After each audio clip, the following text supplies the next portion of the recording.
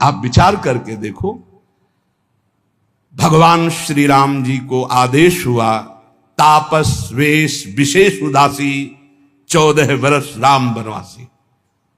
भगवान नंगे पैर सारी, लेकिन कैसी मर्यादा से सिया जी को, जहां नाव पे चढ़ाना है तो सीय चढ़ाई चढ़े रघुराई। आगे जानकी जो हर व्यवस्था, हर सोच, थोड़ी सी चूक जानकी जी की तरफ से लीला विस्तार के लिए लक्ष्मण जी को उपस्थित वचन दिला के गए थे कि एक क्षण के लिए जनक नंदिनी को अकेला मत छोड़ना, पर जानकी जी ने जाओ, राम जी संकट में, तो उनका काल के भी महाकाल का संकट कौन, माता आप ऐसे वचन मत बोलो। तो उनका आप मुझे समझ में आ रहा है भगवान कोई लीला करना, ऐसे रेखा खींची और कहा मां इस रेखा को क्रॉस मत करना, इस रेखा को किसी की सामर्थ्य नहीं त्रिभुवन में कि क्रॉस करके आपको छू ले। लेकिन लक्ष्मण रेखा को पार हर समय। आप इन बातों पर ध्यान दीजिए, रामचरितमानस की कैसी पोशाक होनी चाहिए, कैसी व्यवस्था होनी चाहिए, कैसी चाल ढाल होनी चाहिए, हमारा जीवन कैसे मंगलमय हो सकता है।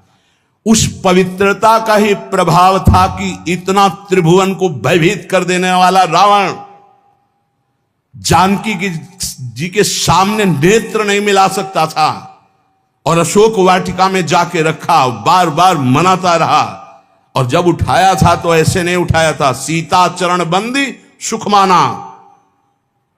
हे जगत जननी, मैं जानता हूं यद्यपि मैं जो कृत्य कर रहा हूं अपने विनाश के लिए, अपने मंगल के लिए कर रहा हूं, पर मैं जानता हूं कि आप कौन हैं, इसलिए मेरा प्रणाम स्वीकार करें। और जब तक आप लंका नहीं पहुंचते तब तक हम असुरों का उद्धार होगा ही नहीं, इसलिए हम अपने उद्धार के लिए आपको ले जा रहे हैं। और ले जाकर के अशोक वाटिका में रखा था, ना कि जहां महल में और रानियां थी वहां भी रख सकता था, लेकिन नहीं, शुद्ध अशोक वाटिका में, और राक्षसियों का पहरा। और त्रिजटा जी को जानता था, वो कोई साधारण नहीं था। जिस समय खर और दूषण मारे गए, सूचना पहुंची खर दूषण मारे गए, अच्छा खर दूषण मूषम बलवंता मार सके को बिनु भगवंता, बिना भगवान के इनको कोई, भगवान आए तो भजन न होए तामस देहा। मैं राक्षसी स्वभाव का, तामसिक वृत्ति का हूं, भजन तो होगा नहीं।